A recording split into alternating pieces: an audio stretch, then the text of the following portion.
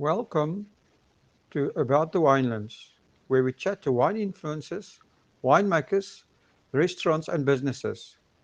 If you are interested in what to do and what to drink in the winelands, this is the show for you.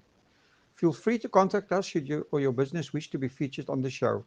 Now, let's get on with today's episode.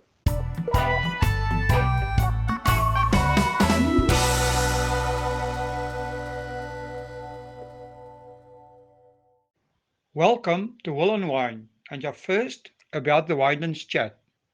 In this show, we will be chatting to influencers and leaders in the wine industry, winemakers, restaurants, and other winelands businesses, and of course, all things wine.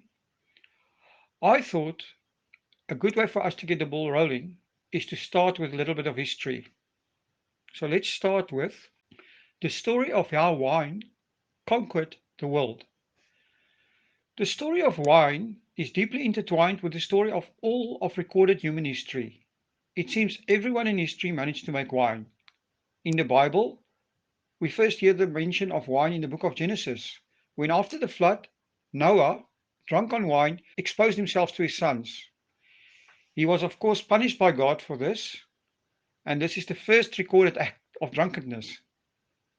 In the New Testament, even Jesus turned water into wine. According to Wikipedia, wine has been produced for thousands of years. A trusted source, that is Wikipedia, shows the evidence of wine in Georgia from 6000 BC, Iran from 5000 BC, and Sicily from 4000 BC.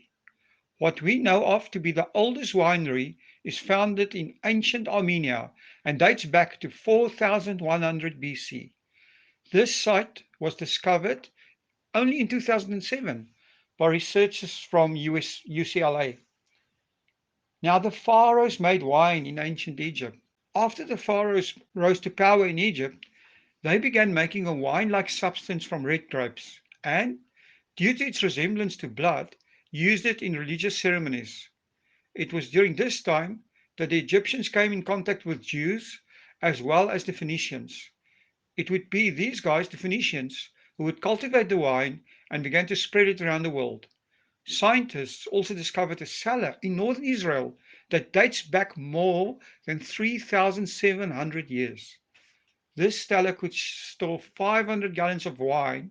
It's more than 3,000 bottles in today's terms. I would love this ancient cellar, wouldn't you?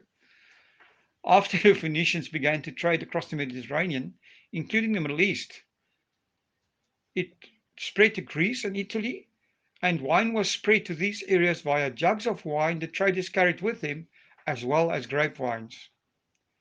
During their travels, the Phoenicians came in contact with the Jews, who began to use wine to mark religious ceremonies. The Greeks, bless their souls, having been exposed to the wine by Phoenicians, began to perfect the beverage. In a short time, wine became a symbol for trade, religion, health, and wealth. The Greeks also named the first god in honor of wine Dionysus. As the Greek city-states began to rise in power, they colonized other land around the Mediterranean, and along with their armies, traveled with wine and planted grapevines. Wine spread through Italy, and eventually wine reached Rome. So Romans did what Romans do, and the Romans built an empire. The Romans grabbed wine as their own, created the famous Bacchus, their own god of wine, and made wine a central part of their culture, just as the Greeks had done. The Romans formalized and improved upon the Greeks' cultivation methods to the point that terroir is recognized for the first time, and famous vintages were enjoyed for decades. The most famous vintage of this time is from the year 121 BC. And unfortunately, I haven't drunk this wine yet. Also, I haven't met anyone that has tasted it. So if you have tasted 121 BC, please let me know. As the empire expanded across Europe, Romans planted grapevines in modern-day France, Germany, Italy, Portugal, Spain, as well as a number of Central European nations. After the Roman Empire adopted the Catholic Church, and with it Christianity, Wine became a central part of the sacrament, and its importance to Catholicism and Mass caused the Catholic Church to focus on wine cultivation and production. Monks in Italy and France began working as vintners, and winemaking technology were perfected. As the Catholic Church grew across Europe, wine grew with it. I just want to make a side note here. The church was responsible for establishing one of my favorite wine regions, and from this region I have enjoyed more than a bottle or two. In 1308, Pope Clement V, the former Archbishop of Bordeaux, relocated to the town of Avignon. Clement V and subsequent Avignon popes were said to be great lovers of Burgundy wines and did much to promote them during the time the popes ruled from Avignon.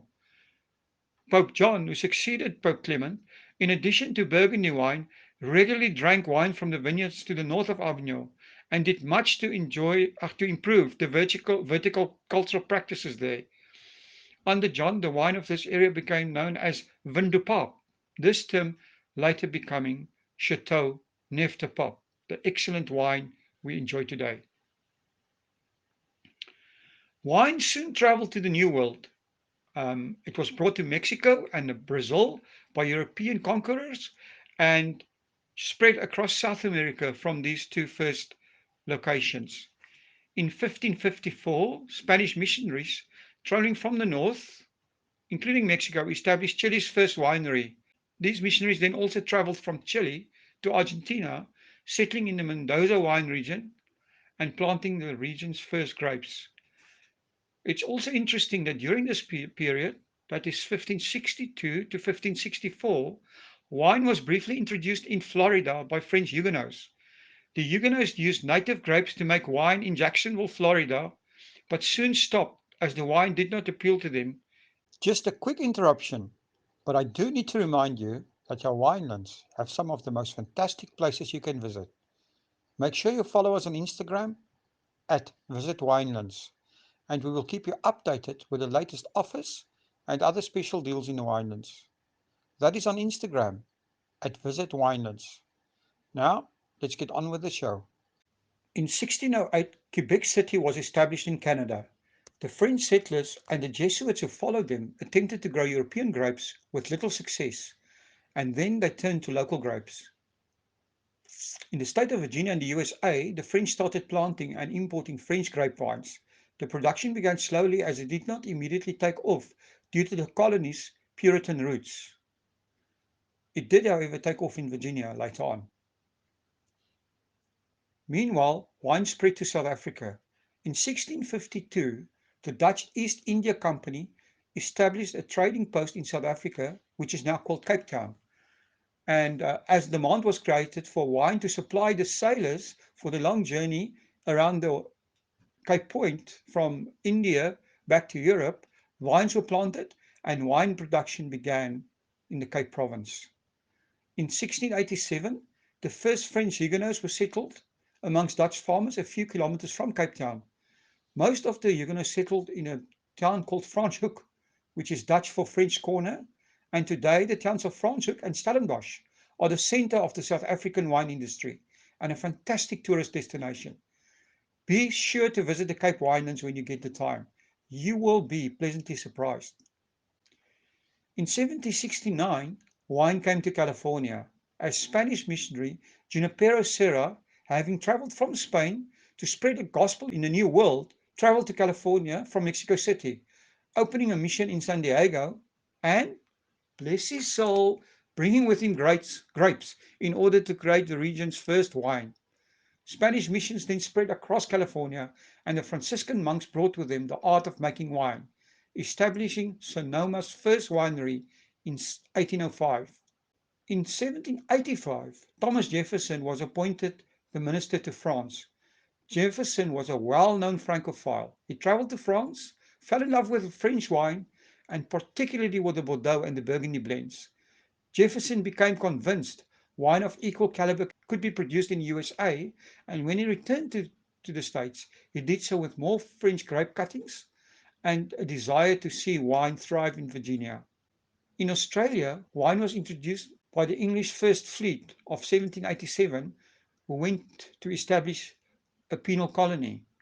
The fleet stopped at Cape Town, collected some grapevines, and planted the first grapes in Australia, establishing the Australian wine industry. In 1836, the first vineyard was planted in New Zealand. I think the most exciting thing that happened in recent time was the Chinese economy opening to the world. Since 1980, China has opened its economy, and the world started, and of course, China started importing French wine, followed shortly by the French themselves. And the French, working with local partners, started planting vineyards.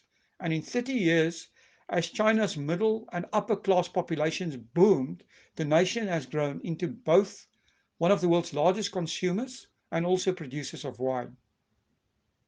So, watch this space for the story of champagne.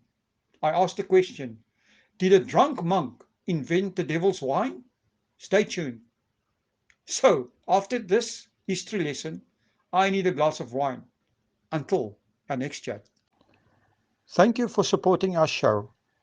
If you would like to get more exposure for your business, please have a look at our sponsorship options. Also, for a small donation of 100 Rand, we will list links to your business on our website. Thanks again for supporting About Winelands. Please follow us on YouTube and on your social media channels. All details and links are in the description.